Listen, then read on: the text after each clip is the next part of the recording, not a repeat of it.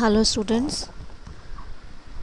Now today we will discuss about the numericals of reciprocating pump. Before going through this video, you all have to go through the video number 2, 3, 4 and 5. So जैसा कि आप लोगों ने feedback दिया था कि आप लोगों को कुछ वीडियोस न्यूमेरिकल्स पे चाहिए, तो मैंने ये वीडियो न्यूमेरिकल के अकॉर्डिंग रिकॉर्ड किया है। सो इसके लिए आपको सबसे पहले हमारे सिंगल एक्टिंग रेसिप्रोकेटिंग पंप की थ्योरी पढ़नी पड़ेगी। सिंगल एक्टिंग रेसिप्रोकेटिंग पंप के लिए you will have to go through the PPT number 1, 2, 3 and 4 in which I had discussed about the single acting reciprocating pump, double acting reciprocating pump, effect of acceleration on pressure head and indicator diagram, how acceleration head affect the indicator diagram. So you have to study all those things before practicing the numericals. So I had taken these numericals from R.K. Rajput. The numerical is a single acting reciprocating pump. First we need to know what is single acting reciprocating pump. आपको मैंने पहले भी बताया था कि in single acting reciprocating pump जो water होता है वो पिस्टन के एक साइड कॉन्टैक्ट में होता है, यानी कि during one complete revolution of the crank. As you all know that in reciprocating pump the main arrangement is piston cylinder arrangement. जब आपका क्रैंक रिवॉल्व करता है theta is equal to 0 to 180, at that time piston takes suction stroke, and when one crank rotates from theta is equal to 180 to 360 degree, at that time piston takes delivery stroke. तो single acting reciprocating pump में क्या होता है कि पूरे एक revolution में सिर्फ एक सक्शन स्ट्रोक होता है और एक डिलीवरी स्ट्रोक होता है, यानी कि जब आपका crank theta is equal to 0 से 180 जाता है, at that time piston takes suction stroke and after that it takes delivery stroke. तो यहाँ पर हम जो न्यूमेरिकल सॉल्व कर रहे हैं, this is related to single acting reciprocating pump. Question says that there is a single acting reciprocating pump which is running at 50 rpm. It delivers 0.00736 meter cube per second of water. The diameter of the piston is 200 mm and stroke length is 300 mm. Suction and delivery heads are 3.5 meter and 11.5 meter. You have to determine theoretical discharge, coefficient of discharge, percentage slip and power required to run the pump. So how we will solve this question? The speed of the pump is given in the question, that is 50 rpm. Actual discharge is given in the question, that is 0.00736 meter cube per second. Diameter of piston is 200 mm. So with the help of this diameter you can calculate the area, that is pi by 4 d square, 0.0314 meter square. The stroke length is given, that is 300 mm. Suction head आपका दिया हुआ है 3.5 meter. Delivery head is 11.5 meter. First we need to calculate theoretical discharge. The formula of theoretical discharge is A ln by 60, where A is the area of the cylinder or L is the stroke length, N is your speed of the pump. Area आपने यहाँ पर निकाल लिया था, that is 0.0314 meter square. You can put it here. Stroke length is given 300 mm. N is given 50 rpm. With the help of all these value you can determine theoretical discharge. Now second you have to determine coefficient of discharge. Coefficient of discharge ये भी हमने पिछली slides में discuss किया था कि coefficient of discharge होता है ratio of actual discharge and theoretical discharge. Actual discharge is given in the question, theoretical discharge आपने यहाँ से निकाल लिया. With the help of these two values you can determine coefficient of discharge. Now you have to calculate percentage slip of the pump. percentage slip क्या होती है? पहले तो आपकी slip क्या होती है? slip is the difference of theoretical discharge and actual discharge. theoretical और actual discharge का subtraction आपका slip होता है, and जब भी आपको percentage slip निकालनी हो, in that case you will use this formula Q theoretical minus Q actual upon Q theoretical. ये सारी values आपके पास हैं. theoretical आपने यहाँ से निकाला है, actual is given in the question, and with the help of these values you can calculate percentage slip, that is 6.24%. Fourth, power required to run the pump. Power required to run the pump is rho g ALN by 60 into total height, जिस पर आपको पानी, या ये आप कहिए कि जिस हाइट के अगेंस्ट पंप को वर्क करना होता है, और आपको पता है कि पंप सक्शन हेड के अगेंस्ट भी काम करता है एंड डिलीवरी हेड के अगेंस्ट भी काम करता है। तो जब भी हम पंप के केस में टोटल हेड की बात करेंगे तो that is the summation of suction and delivery head. तो so if you have to determine power required in that case, formula is rho g ALN by 60 into total height. आपने इसको 1000 से divide किया है अगर आपको जो आपकी वैल्यू है वो किलोवाट में निकालनी है तो। So with the help of these values you can determine power required to run the pump. तो आपने देखा कि जो इस तरह के क्वेश्चंस होते हैं जिनमें आपका एक्सेलरेशन हेड या फ्रिक्शनल हेड को कंसीडर नहीं किया जाता है, इस तरह के क्वेश्चंस आपके बहुत सिंपल होते हैं जिसमें आपके डायरेक्ट फॉर्मूलाज पे आपको वर्क करना है। अब हम एक क्वेश्चन डिस्कस करेंगे जिसमें हम एक्सेलरेशन हेड को कंसीडर करते हुए इन सारी चीज़ों को डिटरमाइन करेंगे। देखिए what is the question. Question is a single acting reciprocating pump has a diameter of 150 mm and stroke length 350 mm. Center of the pump is 3.5 meter above the water surface in the sump and 22 meter below the delivery water level. Both the suction and delivery pipes have the same diameter of 100 mm and are 5 meter and 30 meter long respectively. If the pump is running at 30 rpm, you have to calculate pressure head on the piston at the beginning, middle and end of both suction and delivery stroke, and second power required to drive the pump. It means पहले आपको निकालना है pressure head जब हमारा suction stroke start हो रहा है, जब वो मिडिल में है और जब वो एंड कर रहा है।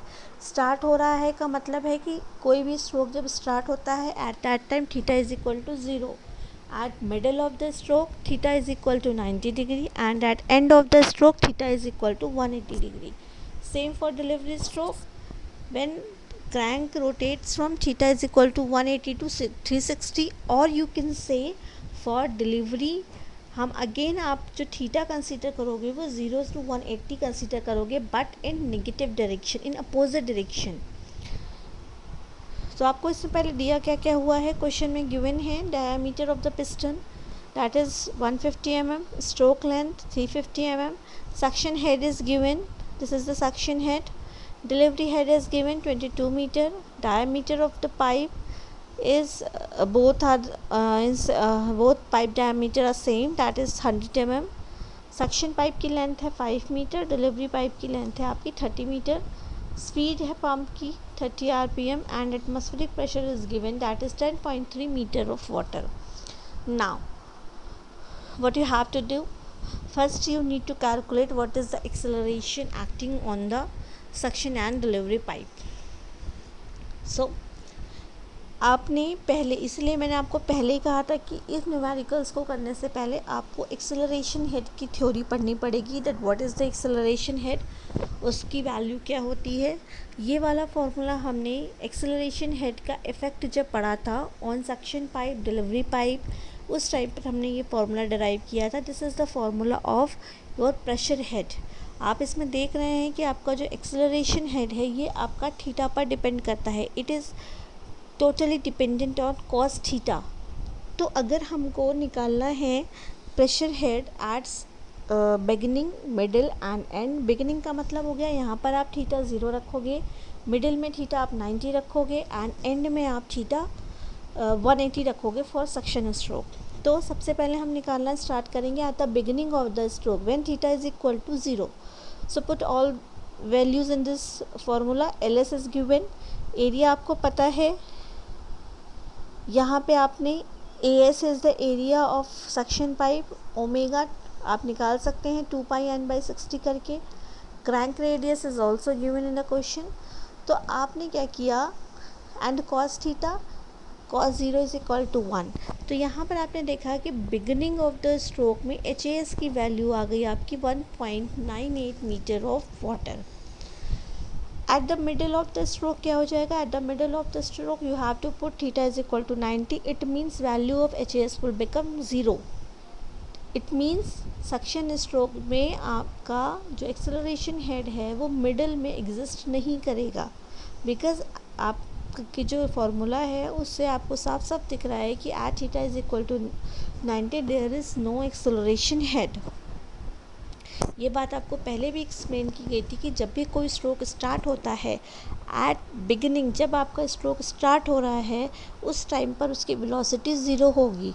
एंड क्योंकि आप एक स्ट्रोक स्टार्ट कर रहे हो, सक्शन स्टार्ट कर रहे हो, वहाँ पर जो आपका एक्सेलरेशन होगा वहाँ पे आपका एक्ट करेगा, यानी starting beginning of the stroke acceleration will work.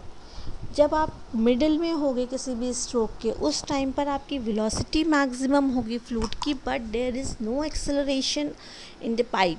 और जब आपका स्ट्रोक एंड कर रहा होगा एट दैट टाइम वेलोसिटी फिर आपकी धीमे धीमे ज़ीरो होती जाएगी एंड आपका जो पाइप है उसका में वो आपका रिटार्डेशन फील करेगा।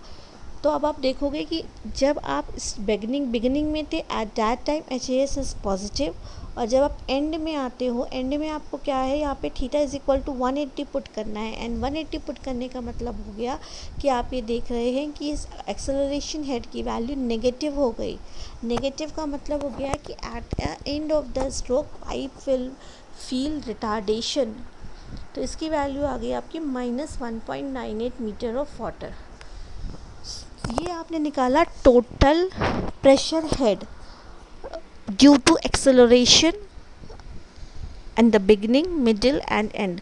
बट अगर आपको टोटल प्रेशर हेड पूछा जाए सक्शन पाइप में तो वो होगा आपका suction head plus acceleration head, क्योंकि एक्सेलरेशन हेड भी वर्क कर रहा है। तो at the beginning total pressure head is your suction head plus acceleration head. Suction head is given, acceleration आपने इसमें ऐड कर दिया, ये आ गया 5.48 मीटर वैक्यूम। आप देख सकते हो कि ये वैक्यूम में आई है वैल्यू, क्योंकि आपको पता होना चाहिए कि जब हम सक्शन की बात करेंगे एट दैट टाइम जो आपका प्रेशर हेड होगा वो एटमॉस्फेरिक प्रेशर से कम होगा। एटमॉस्फेरिक प्रेशर से कम होगा तभी आप पानी को उसके अंदर सक कर पाओगे। So this value is 5.48 metre vacuum. अगर आपको इसको एब्सोल्यूट वैल्यू में निकालना है तो आप इसे एटमॉस्फेरिक प्रेशर हेड से सब्सट्रैक्ट कर दोगे and you will get the value in absolute. ये वाला कंसेप्ट आपसे क्लास में डिस्कस किया जा चुका है कि what is vacuum pressure head and what is absolute pressure head. Now at middle, अगर आपको मिडल में निकालना हो तो again the same concept, total pressure head is your suction head plus acceleration head. Middle में there is no acceleration head, आप देख सकते हो यहाँ से acceleration head is 0। So at middle value of total pressure head is 3.5 metre vacuum. Absolute में निकालना हो तो you can subtract this value from atmospheric pressure head.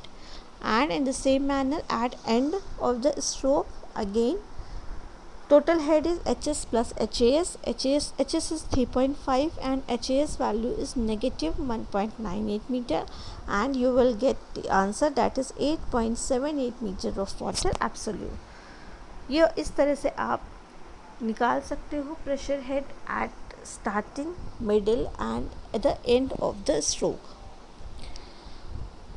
Now you will have to calculate delivery stroke में you have to calculate pressure head in delivery stroke। फिर आपका same concept आपको repeat करना है।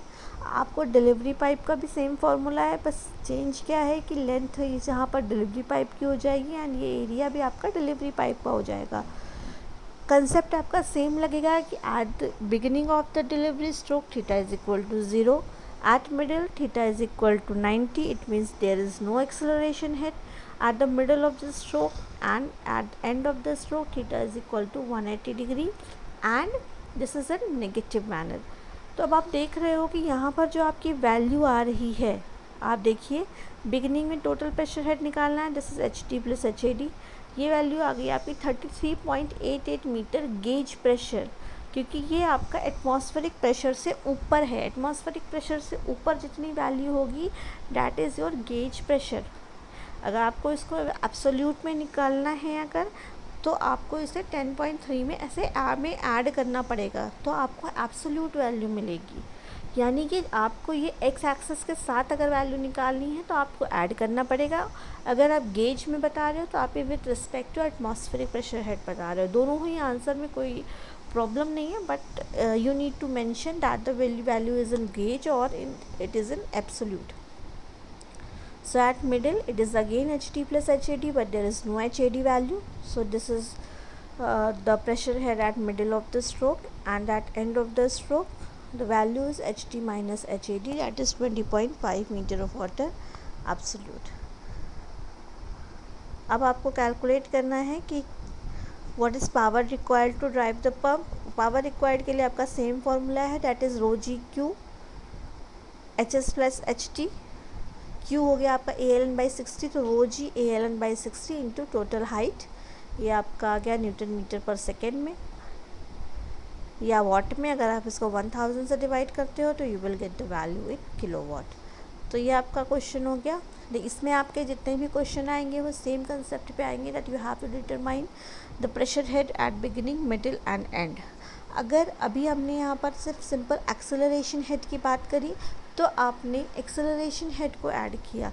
अगर हमारा फ्रिक्शन हेड भी exist करेगा, क्योंकि जब भी आपका पाइप पिस्टन स्ट्रोक ले रहा है तो जैसे उसके स्ट्रोक की स्टार्टिंग, यानी जैसे ही पंप आपका स्टार्ट हो रहा है और एंड में एक्सेलरेशन हेड एक्ट करेगा, उसी तरह से जब आपका पिस्टन सिलेंडर के अंदर मूव करेगा तो उसकी स्टार्टिंग और एंड और मिडल पोजीशन पे उसमें फ्रिक्शन भी वर्क करेगा, और आपको डिफरेंट पोजीशन पे फ्रिक्शनल हेड की वैल्यू को भी कैलकुलेट करना पड़ेगा.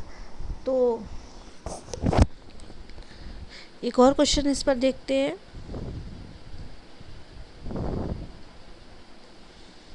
Yeah. Question is, the cross-sectional area of plunger of a reciprocating pump equals to 1.5 times that of a delivery pipe. Delivery pipe is 60 meter long and it rises upward at a slope of 1 in 6. If the plunger has an acceleration of 2.4 meter per second square at the end of the stroke and separation pressure is 2.5 meter of water, find whether separation will take place, and if so, at which section of pipe. Assume simple harmonic motion and take atmospheric pressure and 10.3 meter of water. जो हमारे pump के साथ एक ये problem भी create होती है separation की. सेपरेशन कब होता है वाटर का आपके सिलेंडर से? जब आपका जो पंप है वो बहुत हाई स्पीड पे रन कर रहा हो. तो जो आपकी हाई स्पीड होती है, यानी कि जैसे अगर आपका इस क्वेश्चन में दिया है कि separation pressure is 2.5 metre of water, it means 2.5 metre of water पर जो आपकी स्पीड होगी पंप की, वो उस पंप के लिए मैक्सिमम अलाउएबल स्पीड होगी. इसके ऊपर अगर आप उस पर एक्ट करते उसको रन कराते हो तो डेफिनेटली आपकी सेपरेशन की प्रॉब्लम इसमें आएगी. तो हम ये क्वेश्चन सेपरेशन पर भी देखते हैं. क्रॉस सेक्शनल एरिया दिया है प्लंजर का आपको, that is 1.5 times area of delivery pipe. Length of delivery pipe is 60 meter. Slope of delivery pipe is 1 in 6. Acceleration of plunger at the end of the stroke is 2.4 meter per second square. Separation occurs at 2.5 meter. Atmospheric pressure is 10.3 meter. Delivery head, slope of delivery pipe into length of delivery pipe, that is 1/6 into 60. जो अगर आपको delivery head निकालना है, आपको इसमें दिया हुआ है कि slope of delivery pipe is 1 in 6 and length of delivery pipe is 60 metre. तो you can calculate delivery head with the help of this formula. Now you have to calculate what you have to calculate. You have to find out okay, you have to calculate at which section of the pipe separation will take place. So you have to calculate the length, or you have to calculate the point where separation occurs. So this is the condition in which we have to take the delivery pipe. The अब आपके लिए आपको question में already given है कि जो आपका acceleration head है एट एंड, वो आपको गिवन है, यानी एंड ऑफ द स्ट्रोक आपको सेपरेशन हेड दिया हुआ है। तो हम HAD या का जो आपका ये फॉर्मूला होता है उसमें हम रखेंगे cos theta is equal to 180, क्योंकि at end of the stroke theta is equal to 180, तो ये HAD वैल्यू आपकी ये हो जाएगी with minus sign, because cos 180 is -1। LD आपको गिवन है, length of delivery pipe, G आपको पता है 9.81, A/AD आपको मालूम है, दैट इज़ आपको क्वेश्चन में गिवन है 1.5, ओमेगा स्क्वायर R आपने कैलकुलेट कर लिया, ओमेगा आप निकाल सकते हैं। एक्सेलरेशन आपको acceleration is given and you know that omega square R is acceleration.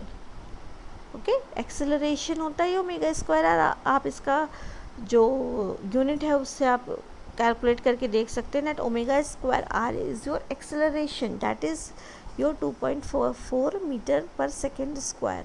Now pressure head in the cylinder at the end of delivery stroke, आपको पता है that at the end of delivery stroke HD plus HAD होगा, that is in gauge.